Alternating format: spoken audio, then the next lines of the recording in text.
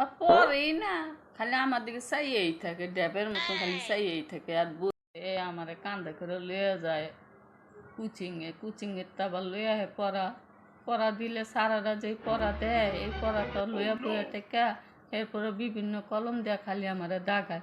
আমার কি কমিটি পাইছে? আমার হলে এত টানা আসরা খরচ কিনলে একবার যাস কোচিংয়ে, একবার যাস স্কুলে, এরপরে পড়া যা দেয় আইনা বাসায় পড়স, পইরা মিরা কাজ। আমার কি জায়গা জায়গা লেখা লেখা কমিটি বানাস?